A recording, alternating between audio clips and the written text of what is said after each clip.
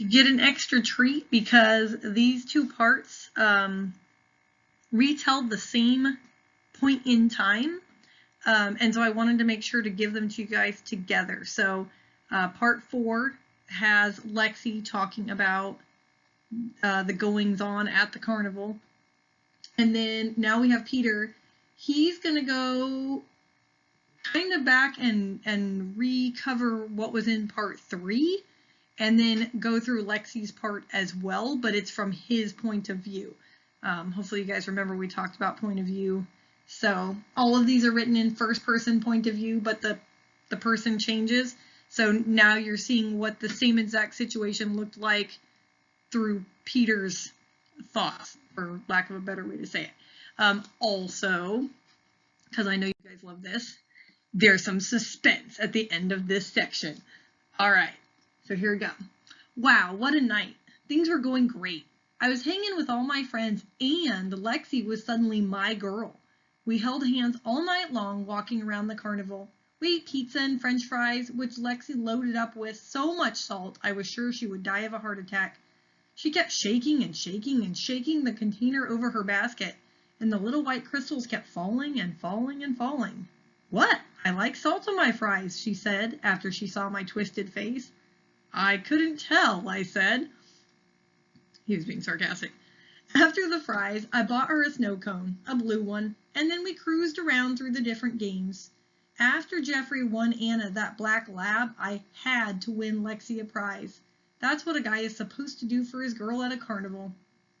I should have tried throwing darts or making a basket, but instead I picked that stupid rope ladder. I would have stopped after one try, but Jessica had to tell me not to do it, so then I had to do it. I blew almost all my money on that dumb thing. If you did manage to ring the bell, you won the biggest stuffed animal of the whole carnival, a gigantic polar bear. I really wanted to do that for Lexi, but it wasn't happening, and Lexi knew it. Thankfully, she yanked me away from there before I went nuts. Before we hit the midway, I gave Jessica a free porta potty ride, but she wasn't very appreciative. It was definitely one of my all-time best bathroom pranks. Jessica screamed louder from that than she did from any of the carnival rides, including the torpedo. Finally, we hit the real midway rides. We got off the salt and pepper shaker, all of us still laughing as we walked away, and the next thing I knew, we were standing face to face with some older kids. It's Middle Finger Boy, Jeffrey whispered to me. I didn't know what he was talking about. Middle Finger Boy got right up close on Lexi, and I got scared that I was going to have to double leg him, even though Mr. T had talked to us about self-control. He was messing with my girl. Lucky for that kid, Mr. T showed up. How's your finger? Mr. T asked. Obviously, he recognized the kid, too. Still works, denthead, he smart-mouthed back. Then, Middle Finger Boy lived up to his name by sticking his middle finger in Mr. T's face before disappearing into the carnival crowd along with his girlfriends. Mr. T bent down to tell us he was proud of the way we had stuck together, and that was when I saw Ms. Newberry holding that gigantic polar bear. Was there anything Mr. T couldn't do? It's all about physics, he said. Mr. T walked away holding his girl's hand with the massive stuffed animal in his other arm. Luke stood there shaking his head. Physics, he mumbled. Danielle and Anna went for some food after that, and the rest of us headed for the torpedo. But Lexi just wasn't the same after seeing Middle Finger Boy.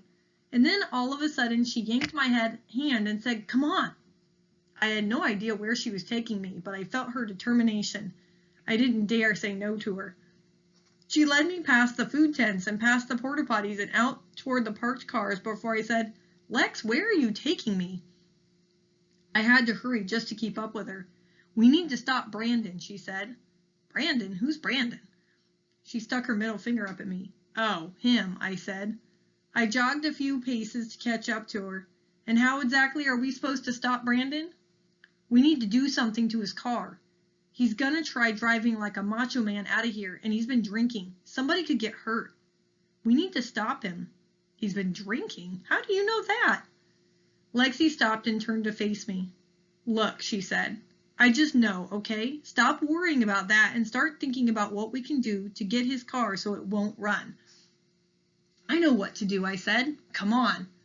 We knelt down behind Brandon's car and scooped up globs of mud. It was a good thing it had been raining. The mud worked perfectly. We took the globs and stuffed them into the exhaust pipe. It's just like wrestling, I told Lexi. If you squeeze all the air out of your opponent, then he slows down and stops moving. Mr. T taught me that. The mud's going to choke the car so it can't breathe. Then it will stall. Are you sure? Lexi said. No, but it sounds good, and I don't have any other ideas. Suddenly, Lexi leaned into my body and kissed me. Out of nowhere. I think you're supposed to close your eyes, but mine stayed wide open. Then I started to think it was better that she tasted like salt than fart. Just thinking of that fart made me smell it again. All this was going through my mind, and I had no idea what was supposed to happen next. That didn't matter, though, because as soon as Lexi opened her eyes, she spotted Brandon walking toward us from across the parking field. Oh no, here he comes, Lexi Whisper shouted. Come on. We hurried out of sight behind a nearby parked car. Mr. Macho Man and his girls climbed into the black car. Just backing out of his parking space, Brandon managed to send mud flying everywhere. Once he was in the open field, he stomped on the gas. You could hear it. The engine revved and then began to choke. His precious car jerked along. Steam billowed from his exhaust and the motor made all sorts of terrifying noises as he continued to mash the accelerator. Then all of a sudden, there was a huge bang and the mud shot out of his tailpipe. The engine got the air it needed and the car took off. Brandon wasn't ready and he lost control. He crashed into several parked cars. Officer Stoneley was on the scene before they even got out of the car. No one was hurt. Lexi and I split. That means they took off. The last thing we wanted was for Brandon to spot us. We hurried back to the midway, running hand in hand. But once we got past the porta potties and back to the carnival, we stopped. There was a mob of people gathered around something. All right, you'll never guess what it is, so start thinking. I'll read the next part in a couple days probably. This event kind of comes out of left field, meaning there weren't really any hints or clues in the story so far to let you know that this next thing is coming, whatever it is that the mob of people has gathered around. So you're going to have to be a little creative with your thinking. So I'll just leave it at that. Also, never stuff mud in somebody's tailpipe. Okay.